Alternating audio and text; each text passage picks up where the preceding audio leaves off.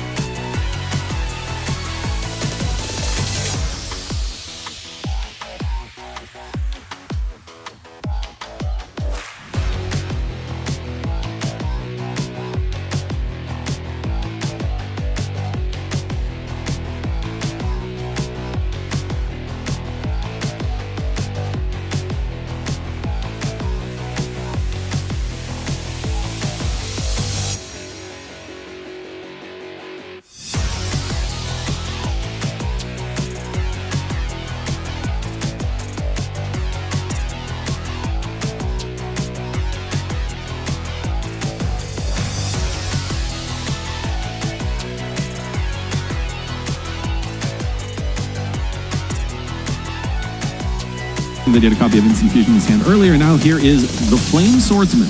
Talk about coming with an iconic deck strategy. Absolutely. I was going to instant contact. He's just making everything instantly.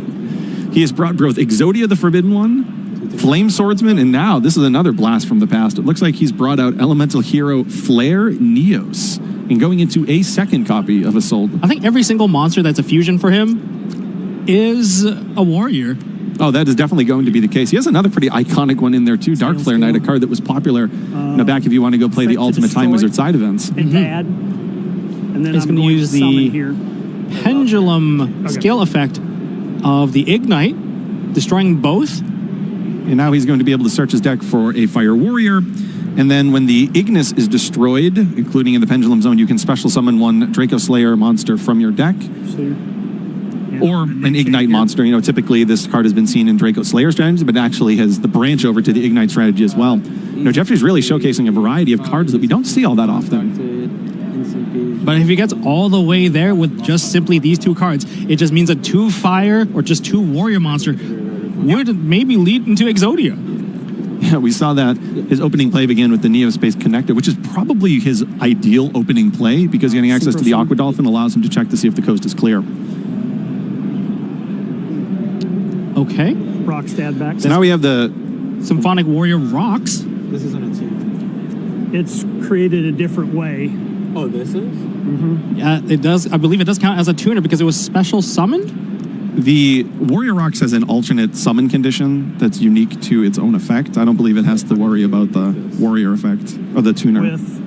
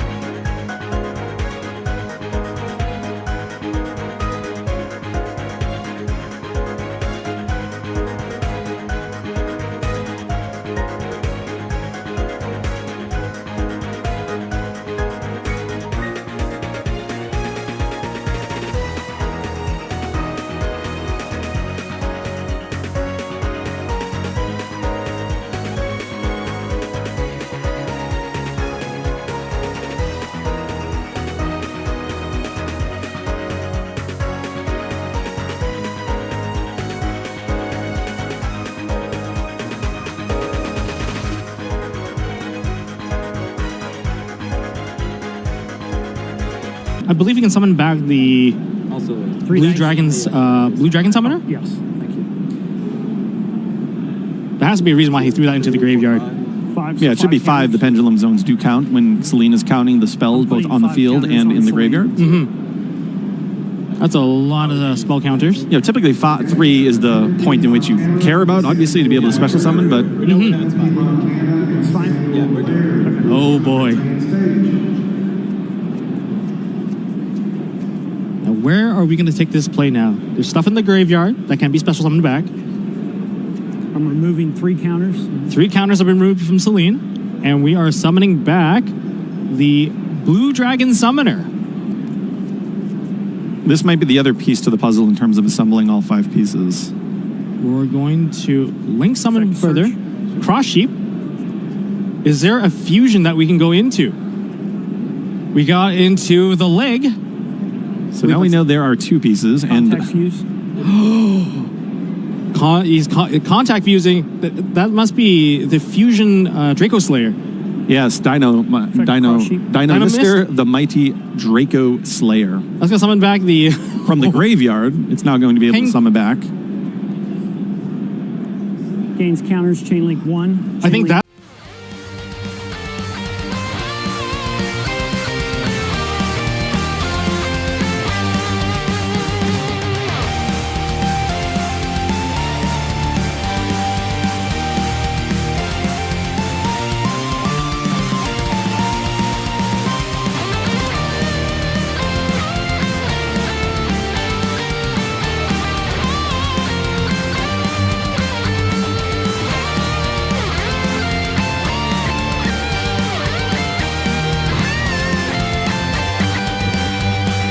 Certainly don't remember the last time I've seen it. So this is one of the most exciting things that I've ever seen on. That's the final piece. And there it is. Exodia. Please. Is he going to assemble it? Oh, yes, he is assembling. Oh! Exodia, obliterate.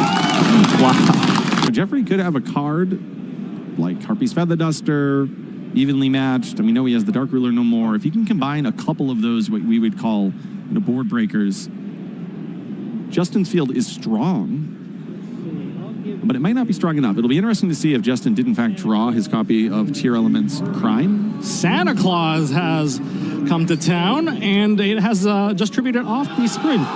2 Santa Clauses have been taken out.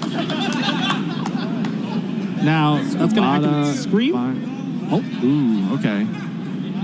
So you definitely want to arrange this so that Skamata is going to be chain link 2 to get the beast. No, that was not enough. Okay, that was an interesting one. So Jeffrey simply just had a hand filled with Santa Claus. We knew he had the Dark Ruler no more. 3 cards must not have been enough to combo from that point. But he did play the crowd by dropping both of those Santa. Going first. Okay, well, I'm pretty sure Jeffrey has the combo. I would imagine many of his opening hands have the combo. It's really a question of, does Justin have a counter? Okay, so special summon, jump forward, and then we summon out the connector. We know the connector gets you there. Okay, this looks like it might be a Herald. It is. It is Herald, taking out the name. And that takes out the Diviner in hand. Justin down to 3 cards in hand. The hand count won't matter a lot right now. It depends on whether or not Justin has another follow-up. I think there's going to be more ways, perhaps? Looks like he's a Rendal, but I don't know if jump forward is a No, fire it is not. It is yes. an Earth monster. Does it only need a warrior monster? Or am I... Oh, no, we are Yeah, it is a going fire. back. It's fire only. Oh. Justin feeling pretty happy about that. I don't know if he has any more disruptions. You can tell on Jeffrey's face that His face has soured in. Oh, man. Gotta be a fire warrior. Unfortunate combination, I would say. He has another connector in hand as well. and an Ignite Pendulum monster, so he is unable to make a play with that current hand. Well, that depends whether or not Justin can make a play, or maybe he overcorrected his new deck at post side and does not have a starter himself. It happens from time to time. You don't need too much. That's true. That is true. Like going into a deck that can win on the very first turn, some people might overcommit because you just have to see it. Like you have to see it. Now, oh wow, Justin's face looks. This is quite an entertaining match. Just watching these players really enjoying being here. Really enjoying this match, even though it's a match that you might not typically anticipate seeing. Now, knowing that Jeffrey went first, if you decide to go first, you might not put as many disruptions because you're only expecting to win on that very first turn. I don't know you have to get disruptions. You're not going to have any. If you're playing a strategy like this, you are not giving Dark Ruler, Evenly Mad, Feather Dust, or any of those type of cards. Santa Claus. Oh no! He's proceeding to set one monster phase and passing turn. That buys Jeffrey another turn to try again, and he has a new normal summon. He can keep on going. We're going to see if Justin's hand has it. He needs to draw. He's so excited.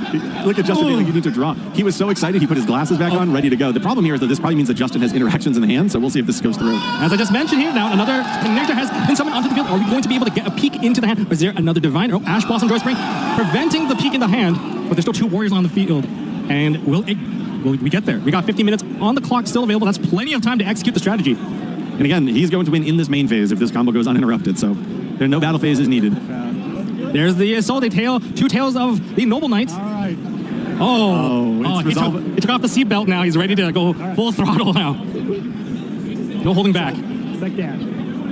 And the effect add is resolving, which I then assume going to mean that the effect to special summon from the deck is going to resolve. Can you believe what we're about to see?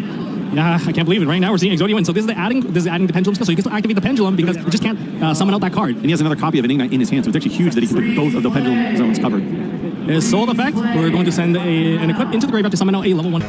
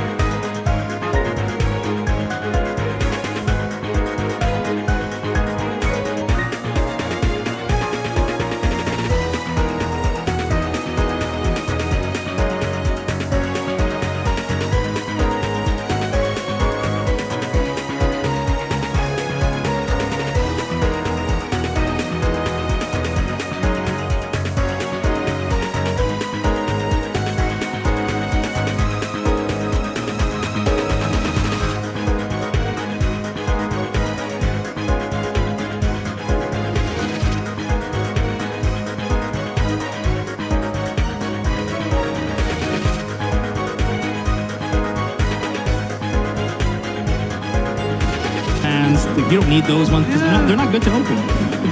They are pseudo starters at times, right? They can start pushing to the field, particularly a card like Mothman that can put a level 4 in the field. So I don't know if I necessarily side those. Oh, here it is. Yeah, here it is.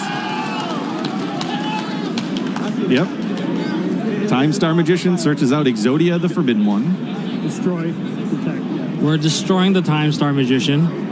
This is an incredible interaction. Being able to dump the Blue Dragon Summoner through this interaction of protecting the Time Star Magician is genius. And Celine's coming onto the field now. The one of 3 Celines that we will be seeing.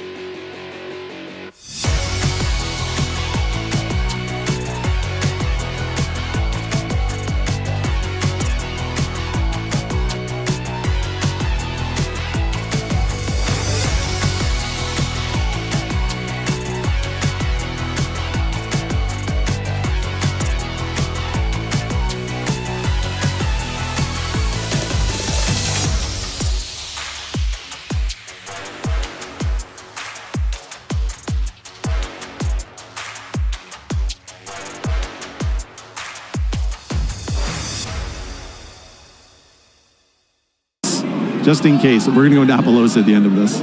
This is clean. This is very clean. We got the other arm.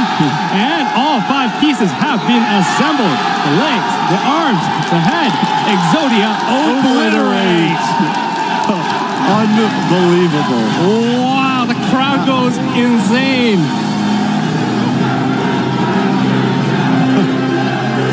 This is the kind of feature match we love to see. This is one of the most iconic events. Billy earlier today talked